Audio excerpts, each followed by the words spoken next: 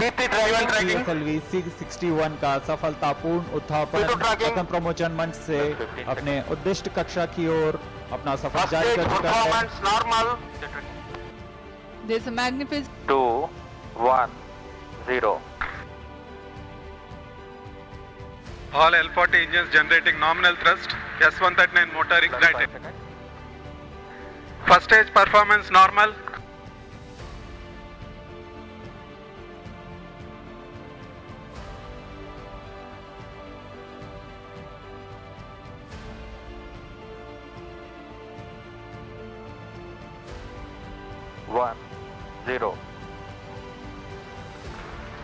S200 motors ignited. Plus 5 seconds. P1 tracking. S200 motors separated.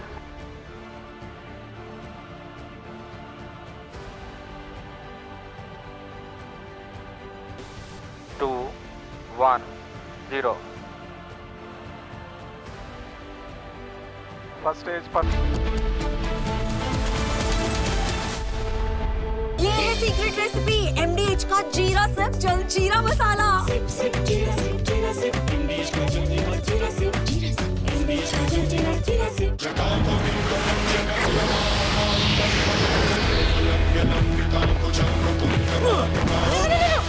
मेरी chimney टूट जाएगी। What are you doing? रानी, इस घर में कुछ है जो टूटता नहीं। ये पिलर कभी नहीं टूटेगा। रुंगटा स्टील TMT से बना। रुंगटा नहीं तो घर स्ट्रॉन्ग नहीं। रुंगटा स्टील TMT बार एकदम सॉलिड। थोड़े में ज्यादा स्वाद ये तो है इसकी खास बात। वाओ मामा, क्या स्वाद है? अरे मेरे राजा राजा मसाला केसरिया से मन जोगी हुआ रे, दिल झूमे देखो मतवारा हुआ रे। केसरिया से मन जोगी हुआ। हर पल मनाओ केसरी त्योहार। विमल, बोलो जुबान केसरी। MDH की देगी मिर्च, देगी मिर्च का तड़का, अंग अंग फड़का। MDH की देगी मिर्च।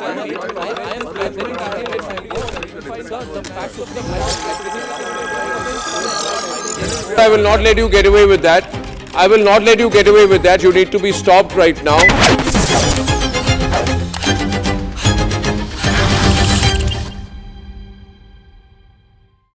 When we look out at the world, Samir, we look for partners. We don't look for preachers. Engaging America has become more complicated. You all know why. Having a neighbor that is an epicenter of global terrorism.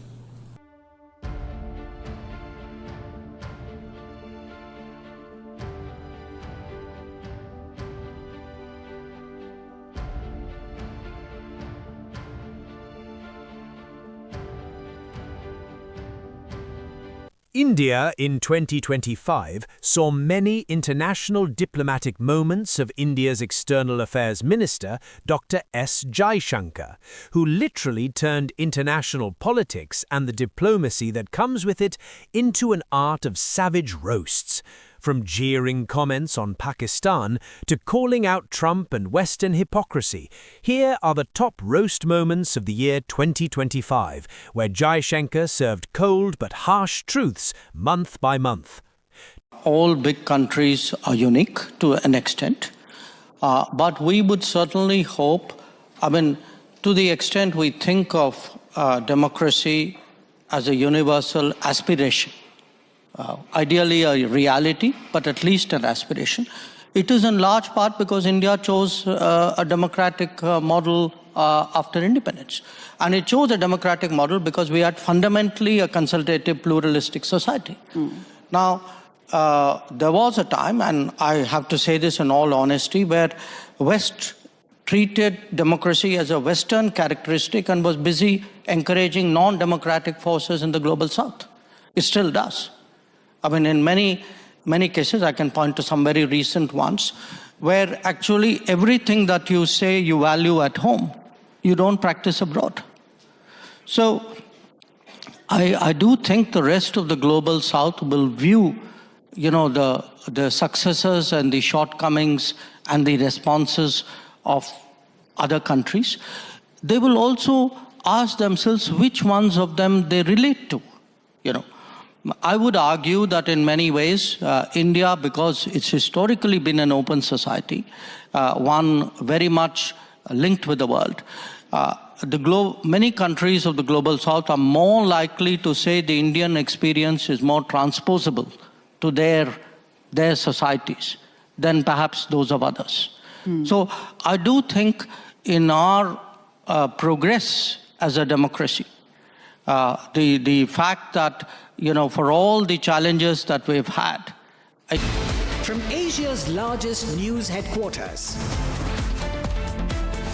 setting the agenda for Bharat.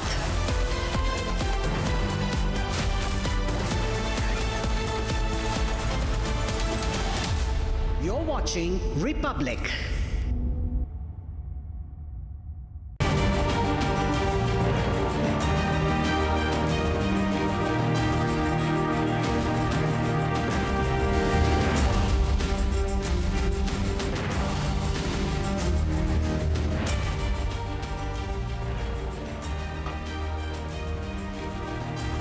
Thank you for joining us on This Is Exclusive. Ladies and gentlemen, the only question being asked across the world, who next after Nicolás Maduro? Over the weekend, we saw some dramatic pictures of the attack on Venezuela and the capture of Maduro. But what many don't know across the world, even tonight as we broadcast, is why Donald Trump decided to capture Maduro. If you think it's about drugs, it's not. It's about oil. And we'll tell you all about it. Here are the headlines.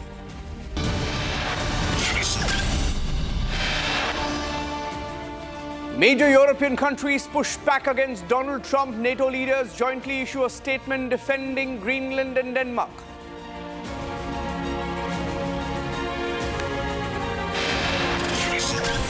Fresh round of protests reported in Iran. Unrest in at least 27 locations.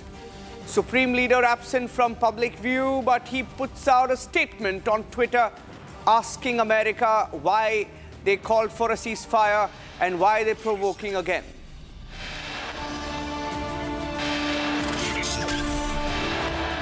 Controversial slogans raised once again on the JNU campus 10 years after the Tukade gang first did it.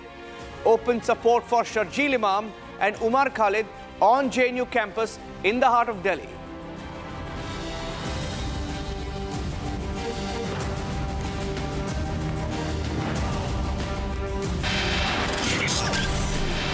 A big win for the Hindu side in Madurai, Tamil Nadu. The Madurai bench of the Madras High Court has asked the Tiruparankundram temple to light the lamp. The lamp will be lit, upholding the Justice Swaminathan order. It's a win for all devotees in Madurai.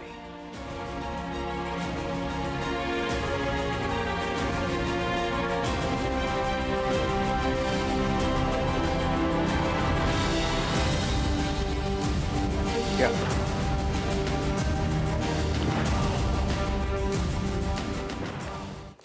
Ladies and gentlemen, on the show this evening, I wanted to take you through details of why it's all about oil. But before I do that, across the world, there is speculation about what Donald Trump will do next. Now, he's threatening Greenland, he's threatening Colombia, he's threatening Iran, and the whole world is on edge. Most countries are wondering what he's up to. With Donald Trump doubling down on hardline decisions, the question echoing across global power centers is stuck. Who is next on Trump's hit list? From Latin America to the Middle East and Europe, nations are lining up, choosing sides, bracing for impact, and allies are extremely uneasy. Adversaries are issuing open warnings. Regional powers preparing for escalation, and Republic gets you reactions from multiple nations first up. Before we take you into why it's all about oil, let's look at what each country is saying. Trump's next move won't just shift diplomacy. It could redraw global power equations. Let me first get you a ground report from Venezuela. From across 8 countries, we are reporting live. I'm getting you the first report from Venezuela. Let's play that out first. So many things happen here in Venezuela in this day. The first one of them, the president and the Nicolás Maduro and Celia Flores declares from the judge not guilty. Second, the vice president, Delcy Rodriguez, was sworn in the presidency of Venezuela in this in midday, more or less. But the journalists, to make coverage of that activity, 7 of that journalists was arrested. That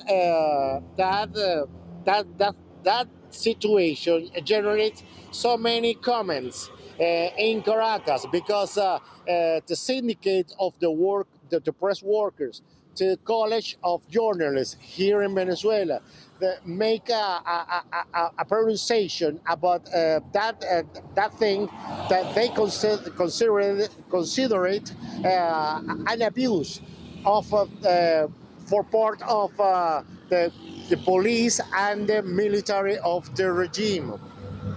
Meanwhile, in U.S., Donald Trump says and repeat that words about who is in charge in Venezuela. He repeat the government of his presidency was in charge just right now in Venezuela.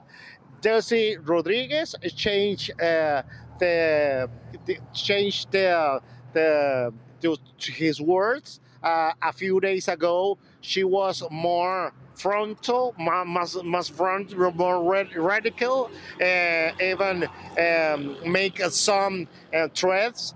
But most recently, Delcy Rodriguez slowed down as his comments. She shows more friendly or more more friendly with the government of Donald Trump. Meanwhile, so many people in our country, in the claim the environment in our country still uncertain because so many things can happen.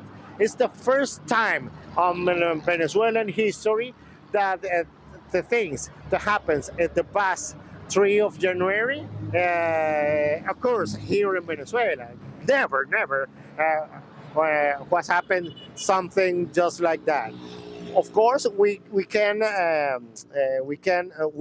still alert. We still alert about the things that can happen here in Venezuela, and we show you we show you. We know we make a know to you all that can happen here in Venezuela. So, ladies and gentlemen, what is it all about? Why is Donald Trump doing this? Why did he decide to, over the weekend, pick up Maduro and bring him to New York? Is it about drugs or is it something else? We have a few numbers. We've done some number crunching of the oil, the urgent need for oil in America. And let's try and tell you the story through numbers. Let's go one by one. And we'll tell you why it's all about oil. You look at the numbers. The largest crude oil producers in the world, and America is right up there. Right up there. This is how many barrels they produce per day. Followed by, that's the United States, right up there. Followed by, can we go to the next plate? Followed by Saudi Arabia. Second, that's how many barrels they produce per day. Followed by Russia. That's how many barrels Putin's Russia produces per day. Now, why is this critical? America continues to produce most amount of oil single day, every single day. They are the global oil production giants. And when you look at why oil is critical to America, and what kind of oil America produces. Now, there are 3 kinds of oil, ladies and gentlemen. Let me try and simplify it for you. There are 3 kinds of oil. There is light oil, medium oil, heavy oil. And heavy oil is produced in this is where most of the heavy oil is refined in America. It's the Texas, Louisiana belt. This is where most of the heavy oil is produced. Most of your large refiners in America are in this belt, very close to Venezuela. So the connectivity is right up there. The US refineries, the large US refineries, the Shell, the Chevron, the Exxon, they're all built for heavy crude, and most of them have their heavy refineries in this southern belt in America. Now, Venezuela becomes very, very critical for them when you look at how geographically they are placed. Very close to the entire belt, the oil from Venezuela can be moved straight to these refineries, the heavy refineries. Now, let's show you why US needs heavy oil. If you look at this data that we've picked up from the statistics available online, and this is statistics shared by the US Energy Information Administration, or the EIA. This tells you, this graph shows you how the dependence on heavy oil, what is called heavy oil, is increasing every single year. So in this graph from 1978 all the way to 2024, the heavy oil imports of America is increasing. America produces oil, but to produce oil, you need heavy crude oil that the refineries can then process further and sell. And that is why heavy oil becomes critical. And where is the heavy oil coming from? If that is the question, there are only 3 countries that matter when it comes to heavy oil. The largest producer is Venezuela, now being taken over almost by the US refineries. They're getting ready to go inside Venezuela. And then you have Canada, which Trump is already targeting. He's threatening Canada. And then you have Russia, with whom America is already engaged with. And let me show you that graphic on why it's critical. Why these countries are extremely critical. The largest producers of heavy oil, or the large oil, if I can play that for our viewers, and that is why you look at these countries, the largest producers of large oil, Venezuela tops that list. A small country, but Venezuela tops that list. It's strategically close to the refineries in the US. All the heavy oil refineries are placed here. All the heavy oil refineries are placed here, and this is how close Venezuela is to the heavy oil refineries in America. And that is why it's extremely critical to understand why Trump had his eyes on Venezuela even before the capture of Maduro. And the reserves, and so for such a small country, the reserves, and that is why it's even more critical. Who has the most amount of oil in the world? Let's go to the next infographic. These are the countries that have the most amount of oil in the world. Right up there is Venezuela with almost 302 billion barrels of oil. They have that much of oil in their reserve, oil that can still be drilled. That is the amount of oil that is left in Venezuela waiting to be drilled. Saudi Arabia still has reserves of about 267 billion barrels. Canada still has reserves of 167 billion barrels. Iran, 155 billion barrels. Iraq, 145 billion barrels. Does it ring a bell on why America has problems with Venezuela, had problems with Saudi Arabia, has problems with Canada, has problems with Iran, has problems with Iraq? And it all boils down to this. What has happened in the last couple of days? Something has changed in America. It's fantastic how it's all falling apart when you look at the numbers. This is a line that Donald Trump likes to repeat again and again. He says, drill, baby, drill. What is drill, baby, drill? Ever since he's picked up Nicolás Maduro, since Maduro's capture, the ones that are laughing all the way to the bank are the oil companies. Exxon and Chevron stocks have jumped post the capture of Maduro. Can you believe it? They have become richer by $100 billion. Let's just keep moving that. $100 billion increase in the combined value pre-market opening. The capture of Maduro happens Friday late night in America, Saturday afternoon here in India. The markets are closed. The markets haven't really reacted yet. But the US stocks have gained over the expected landfall that they are already seeing after the capture of Maduro, after the possible impact of Venezuelan oil and the heavy oil access that they will now start getting all of a sudden. And that is the real story of why Donald Trump went after Maduro. It's not about drugs. Drugs is a problem that America will continue to grapple with. But the real truth is in the oil story. Now, let's get you some more reports. And that is why countries across the world are unhappy. Russia, for example, unhappy with the turn of events. Nikita Menkovich, the director of the Eurasian Analytical Club, tells us why he feels the American attack against Venezuela is a classical gangster operation. He sent us this report. American attack against Venezuela is a classical gangster operation. They are taken hostage to capture money and assets of an attacked family or a company. We deal with a classical gang attack against an independent country to take control on oil and other assets of the Venezuelan nation. In this situation, I think the only reaction of the international community is to understand there is no real law and order in the international space.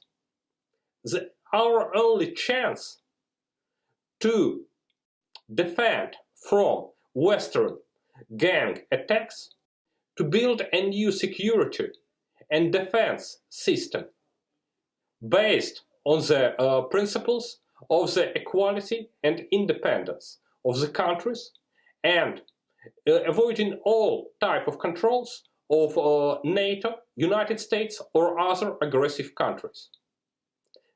Every country and every politician in the world can be new target of the American attack. Maybe an India Prime Minister or a Mexico President. Everyone can be attacked and taken as a hostage, as it was now. I think that's the only thing we should understand. United States are aggressive and dangerous country. No partnership is possible in this situation. We should defend ourselves. We should not negotiate with a criminal. We should do our best to save our future and our countries. We now have an exclusive report from Iran. Senior journalist Masaki sent us this report on the protests that we are seeing across Iran, which first started in a famous marketplace in downtown Tehran, then spread across the country. Nobody knows who's behind it, but the world is watching it unfold. Iran says there is a foreign hand behind it. Here's the report. Protests first started in a famous marketplace in downtown Tehran. Gradually, it spread to some other few places in the market, the greater markets. Then it spread to cities mostly in western Iran, small cities, mostly the small cities.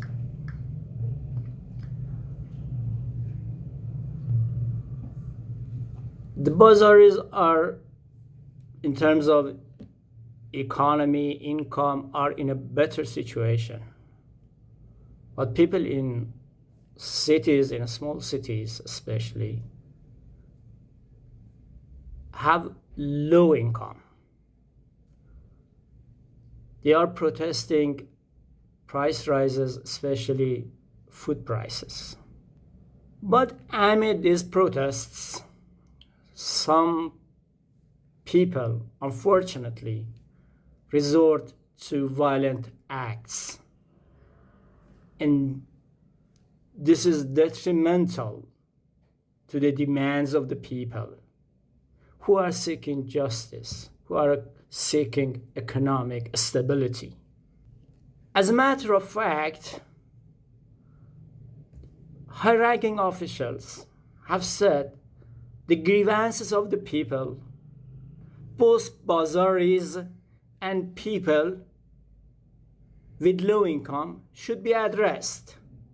And that's why the government has officially announced that it is increasing cash subsidies by more than 3 times for these price increases. However, this is not the whole story. Energy prices in Iran are heavily subsidized.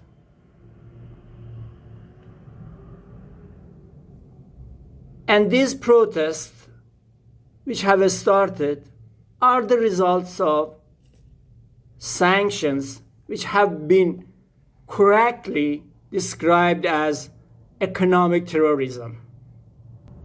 And the main victims are those with low income. Considering these realities on the ground, the government is seeking the views of experts to find a remedy for them. Senzi Yuan, a reporter from China, tells us how Beijing is viewing the developments of Maduro's capture. And China already has expressed grave concern over American action, saying forcibly capturing Maduro and his wife and taking them out of the country on Sunday afternoon was nothing short of a kidnap. China has expressed grave concern on Sunday afternoon over the U.S. forcibly seizing President Maduro and his wife and taking them out of the country. A Chinese Foreign Ministry spokesperson released a statement saying that the U.S. action is a violation of international law, the basic norm of international relations, and the purposes and principles of the UN Charter. The statement calls on the U.S. to ensure the personal safety of President Nicolás Maduro and his wife, release them at once, stop toppling the government of Venezuela, and resolve issues through dialogue and negotiation. China's remarks come against the backdrop of long-standing tensions between Washington and Caracas, including unilateral sanctions, political pressure, and repeated U.S. involvement in Venezuela-related affairs. Beijing has consistently maintained that disputes should be resolved through dialogue, and the international community should support the sovereign choice of Venezuelan people.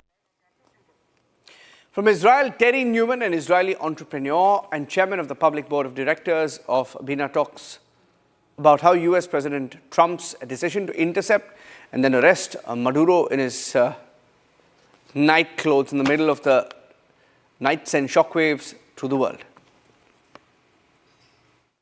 President Trump's bold decision to intercept and arrest Venezuelan President Maduro in his pajamas in the middle of the night has sent shockwaves through the world, affecting both friend and foe alike.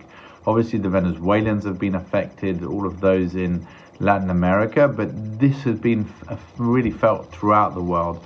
The Chinese, the Russians, the Iranians who've been propping up the Venezuelan regime, both under Maduro and Chavez before him, have lost a major ally that was supplying them with oil, that was supplying them with gold, and that was really a front for potential future attacks on the United States. That's a major loss for them. But also this is affecting friends as well who are trying to understand what was the legal narco-terrorism basis for this attack. And we'll have to see how the American administration presents that both domestically to Congress and also internationally. But let's just focus in on a country in the Middle East, on Iran, who is watching this very closely. The Iranian people have been uprising again after the horrendous inflation there and the severe drop in the value of the local currency against the dollar. They're now being joined by other protesters who are showing disgust at the way that the Islamist regime there that has ruled the Iranian people so brutally since 1979 is suppressing and holding down that people. We will have to see how this plays out, whether this will be another mass protest which in the end will be put down, or perhaps after the 12-day war of last summer, and President Trump's bold decision now, this may be the start of something new for the people of Iran and for the region itself. Stay focused and let's see what happens. That's it on this edition of This Is Exclusive. That's how the world is reacting to the Maduro capture by Donald Trump. We'll take a break. Trending with Rakshita's coming up next. Thanks for watching.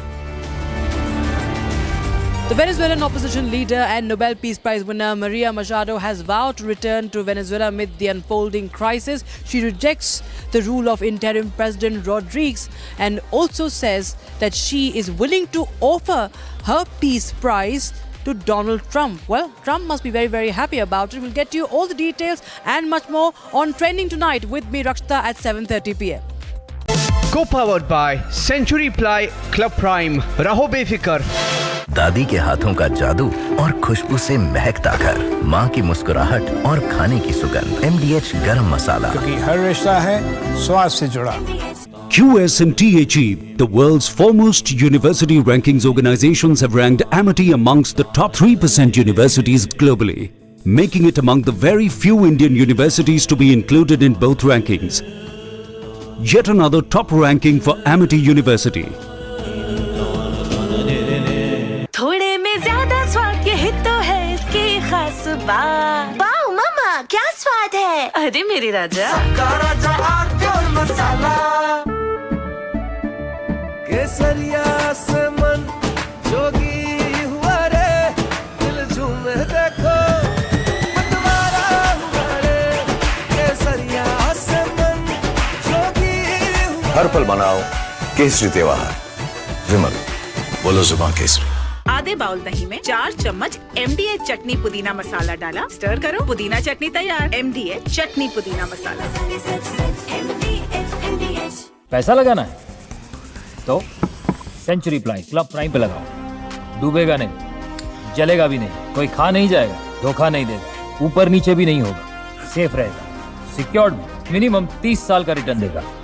अब इससे better investment है तो बताओ। Century ply club prime, रहो बेफिक्र। Our pure shahi paneer masala, delicious, healthy everyday.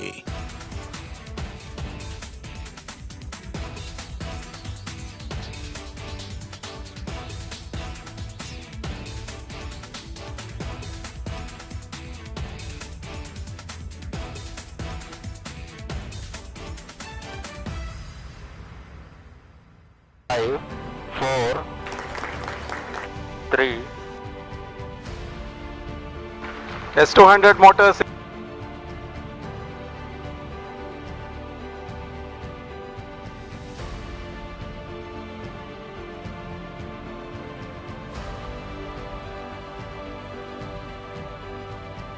Plus 20 seconds.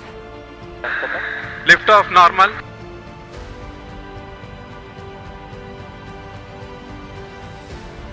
L40 stages are ignited. Plus 5 seconds. Plus 20 seconds. First stage performance normal.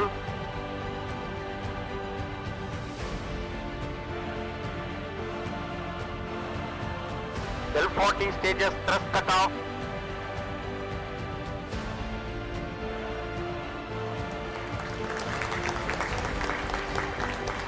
Plus 5 seconds. Auto trekking. PT driver tracking. PSLV 661 का सफलतापूर्ण उत्थापन पतन प्रमोचन मंच से अपने उद्दिष्ट कक्षा की ओर अपना सफर जारी कर चुका है। Performance normal.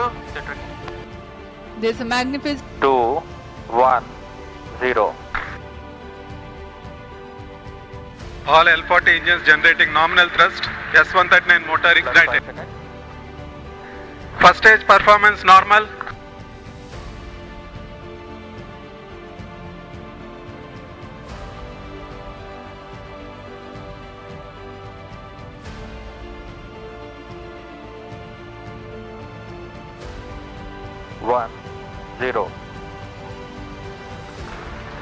S200 motors ignited. Plus 5 seconds. P1 tracking. S200 motors separated.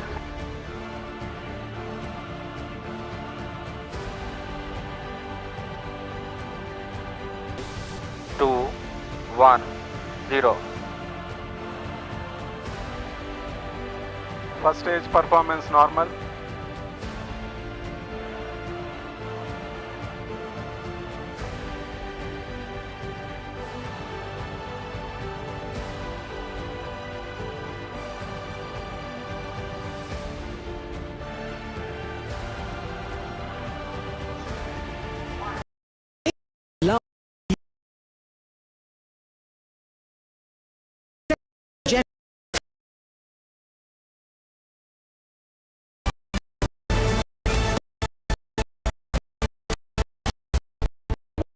Republic.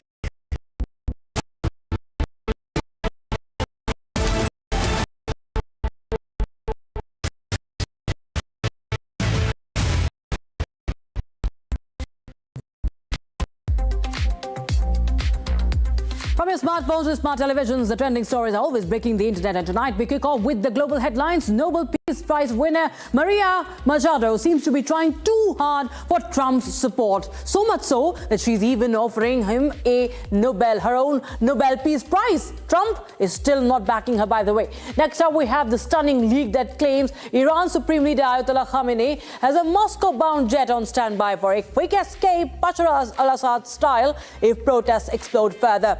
Meanwhile, cricketer Shikhar Dhawan is set to marry Irish girlfriend Sophie. We have a lot more packed in for you in this edition of Trending Tonight with me, Rakta. Let's get started.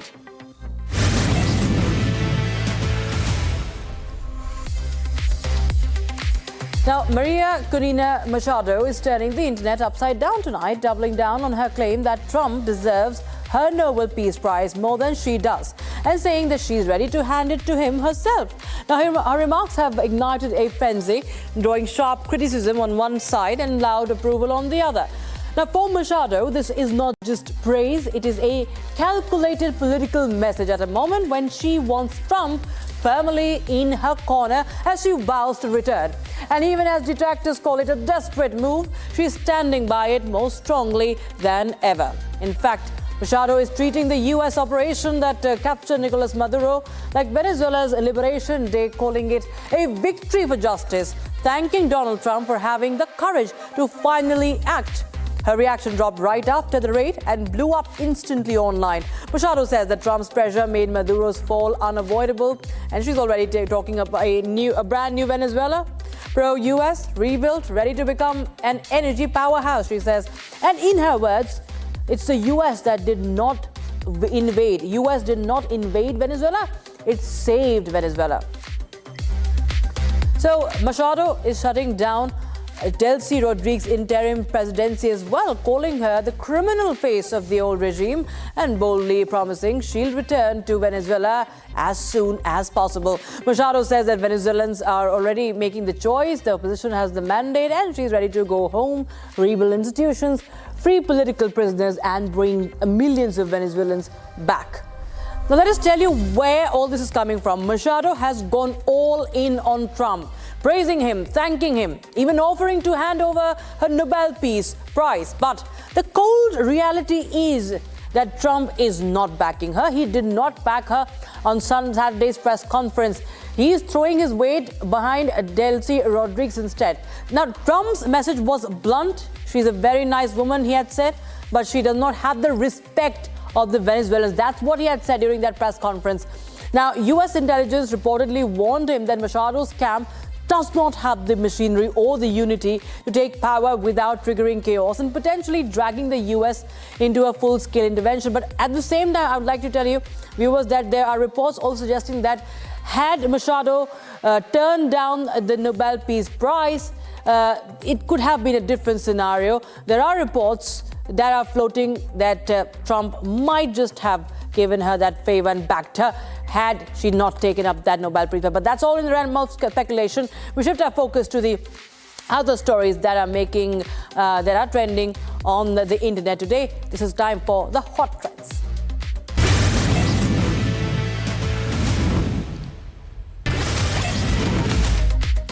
Indonesian-American model Manohara Odelia has reopened a dark chapter from her past, alleging that her marriage to Malaysian Prince Tengku Fakhri was coercive, abusive and illegal.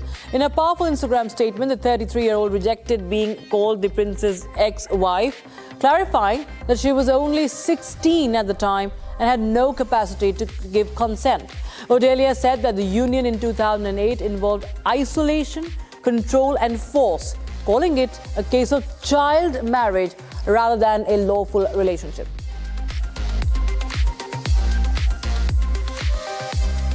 Now, Vijay's much-awaited Jananayagan has landed in censor trouble just days before its scheduled 9th of January release. Now, the film, believed to be a final outing for Vijay before his full-time political entry, is yet to receive certification from the CBFC.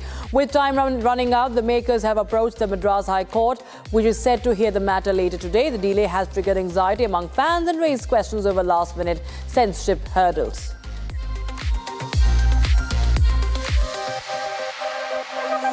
After a brief break following her Lok Sabha win from Monday, Kangana Ranaut is officially back on the film sets. Actor-turned-politician shared her return to shooting through Instagram stories, marking the beginning of work on her next project, Bharat Bhagya Vidhata. Calling it a return to the pavilion, Kangana signalled her intent to balance cinema alongside her political responsibilities. A little girl performing a magic trick has gone viral for an entirely unexpected reason, a striking resemblance to Virat Kohli. The video was shared by a platform. It quickly snowballed into a meme fest, with users comparing her expressions to Kohli's childhood photographs. Comments ranged from young Virat to playful jokes asking if she is Vamika Kohli. The clip has since become one of the internet's most wholesome viral moments.